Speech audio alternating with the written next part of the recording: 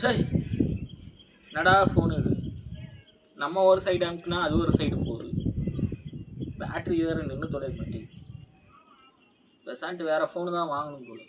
Waste. சரி.